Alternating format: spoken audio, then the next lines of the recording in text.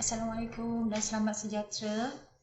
Okey, lama kita tak bersiaran Jadi saya nak sambung seterusnya kepada chapter yang seterusnya, iaitu Electromagnetism.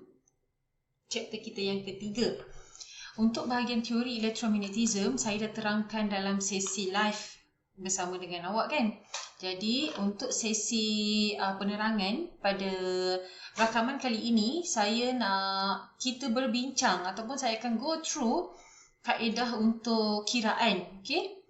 Alright, kita recap sikit mengenai tajuk Electromagnetism yang kita dah belajar masa live hari tu. Okay, dalam Electromagnetism saya dah terangkan ada beberapa fungsi kenapa kita tak boleh pakai magnet kekal dalam aplikasi tersebut. Ada kalanya yang kita perlukan daya tarikan magnet itu secara sementara. Kadang-kadang kita perlu, kadang-kadang kita tak perlu. Sebab itulah elektromagnet ini dicipta.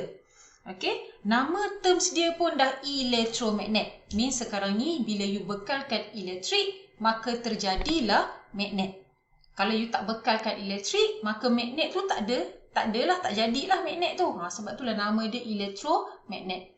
So, dalam nota ada 3 jenis aplikasi. Banyak lagi sebenarnya aplikasi. Dalam nota saya bagi 3 dan saya telah pun terangkan satu daripadanya, iaitu electric bells dan buzzer. Okay, saya dah terangkan macam mana sebenarnya gong itu diketuk oleh hammer. Ting, ting, ting. Alright, kalau you tak faham, awak boleh terus PM saya lah.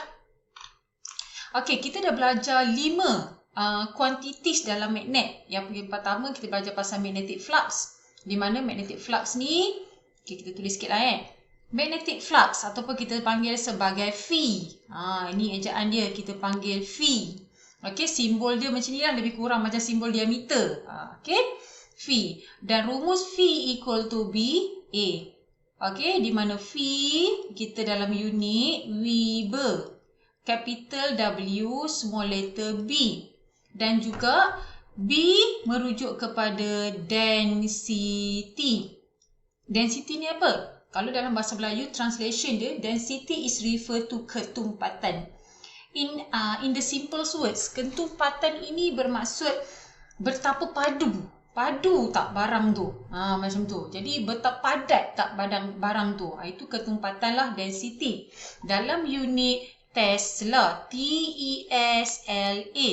Dan wakil dengan simbol capital T, Tesla.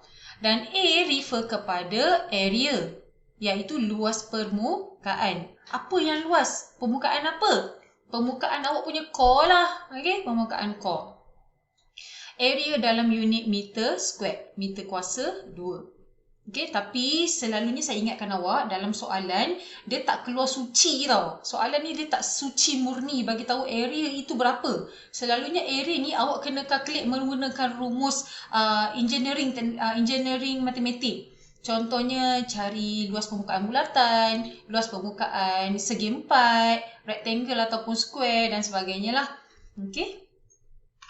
Alright, selesai. Lupa. Dan magnetic flux ni di mana? Phi ini di mana sebenarnya? Phi ini adalah yang membentuk you punya magnetic field. Okay, magnetic field ni, you nampak magnetic field ni, medan magnet ni, ini dibentuk oleh magnetic flux.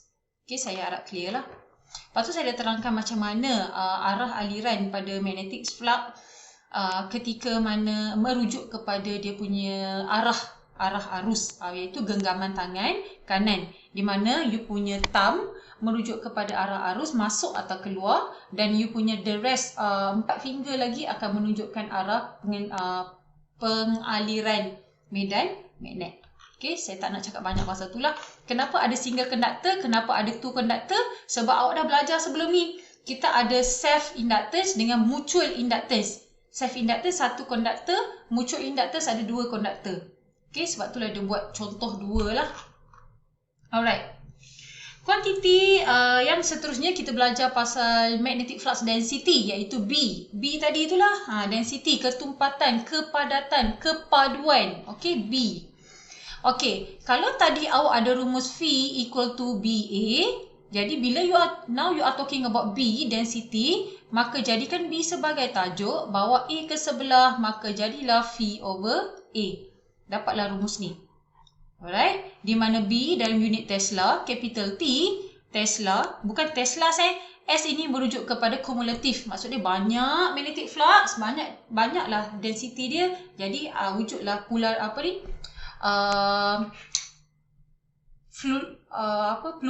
plurality Tesla Okey, V dalam unit Weber, okey, dalam unit Weber, dan juga A area dalam unit meter square. Alright. Okey.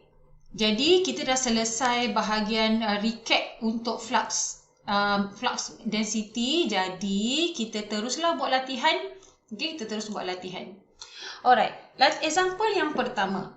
Find the flux density in Tesla. Okey, dia suruh awak cari flux density. Bila dapat soalan, the first thing yang you kena buat adalah you kena summarize, you kena tengok apa yang diberi dalam soalan.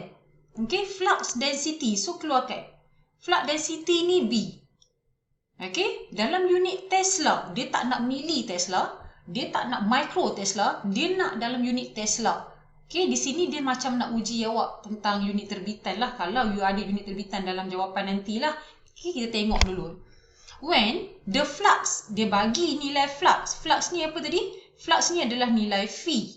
Diberi kepada awak nilai V 800 microweber. Di sini wujudnya unit terbitan, micro.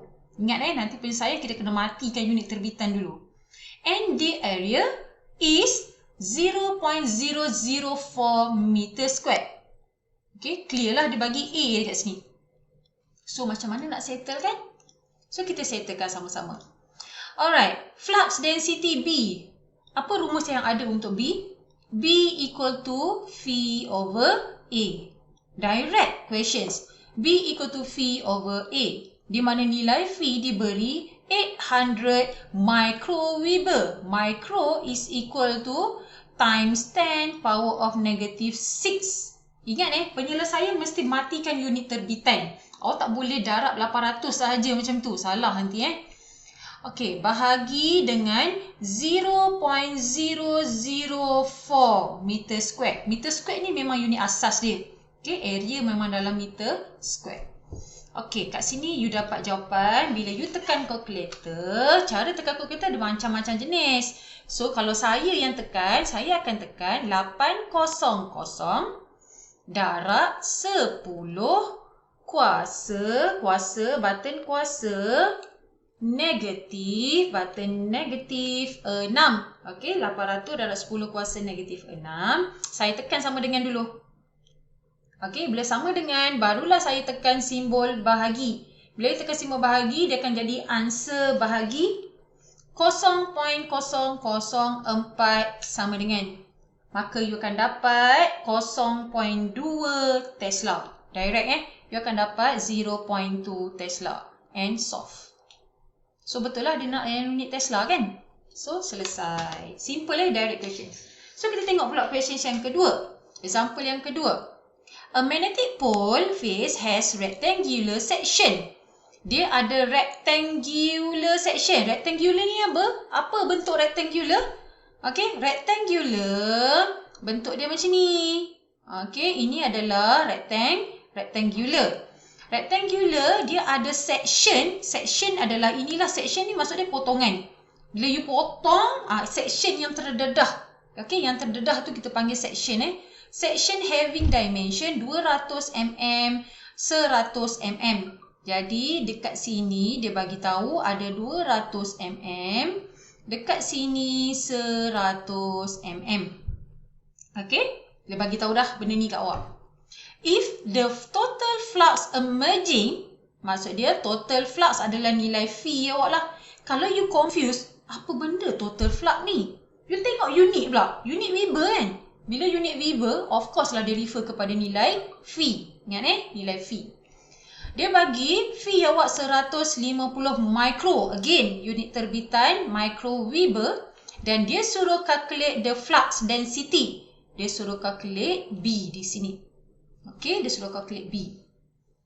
Okey, keluarkan rumus B. Dah suruh calculate B, keluarlah B.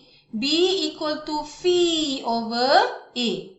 V V over A. V direct equal to 150 times 10 power of negative 6. Why negative 6? Because of this is refer to unit terbitan. Tukarkan kepada unit asas bagi V iaitu Weber. Okey, 150 darab 10 kuasa negatif 6 divide by, ni masalah awak. Awak tak ada area. But you have the dimension of the section. Okey, rectangular. Nak cari area untuk rectangular. Rectangular. A rectangular equal to panjang darab lebar. Okey, panjang darab lebar. Jadi 200 mm darab 100 mm. Okey, 200 mm darab 100 mm. Di sini ada dua metod. Awak jangan salah buat kiraan Di sini ada dua metod. Kenapa saya kata ada dua metod? Sebab dia akan jadi unit meter square. You tak boleh simply ingat don't make a silly mistake. Selalu pula student buat. You tak boleh terus darab 200 darab 100 you dapat 20,000 macam ni. You terus je dengan confidentnya you terus je tulis 20,000 meter square. Salah. Salah. Matikan dulu unit terbitan. Unit terbitan is a very crucial part. Selalunya student akan tertrik dengan benda tu. Cara dia, you kena matikan dulu unit terbitan. Macam mana nak matikan unit terbitan? Okay? Jadi 200, you akan buat 200 darab 10 kuasa negatif 3 darab buka balik kurungan 100 darab 10 kuasa negatif 3. Barulah you dapat dalam meter square. Maksud dia you matikan dulu ni, yang ini darab dengan ini baru you dapat meter square.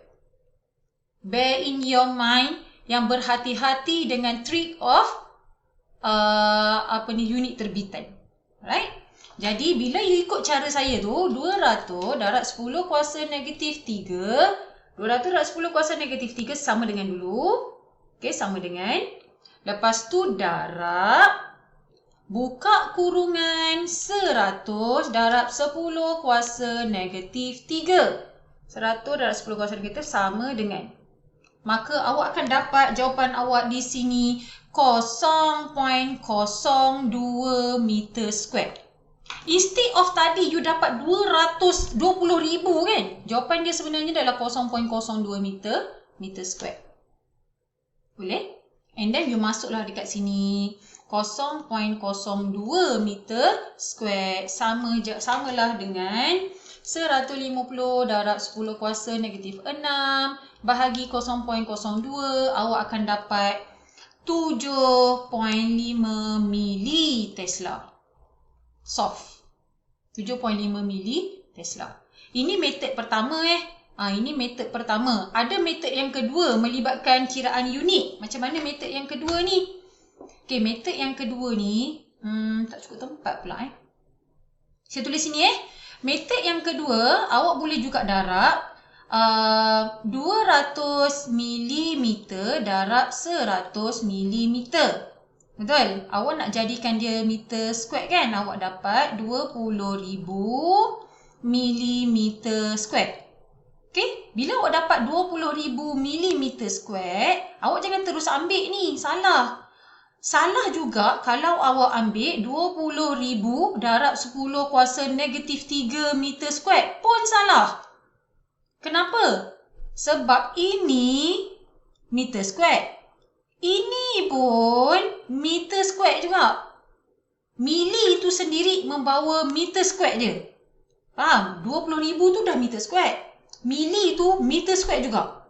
Jadi kalau you nak matikan di sini, macam mana nak mati kan? Dia akan jadi 20,000 darab 10 kuasa negatif 3 darab dengan 2. Barulah you akan dapat jawapan dalam meter square. Barulah mili ni mati. You tak boleh matikan mili dengan 10 darab negatif 3 macam ni. Tak boleh matikan macam ni. Okay, you kena darab dengan kuasa pada unit dia. Okay? Alright, then you dapatlah jawapan yang sama 7.5 militesla. Terima kasih.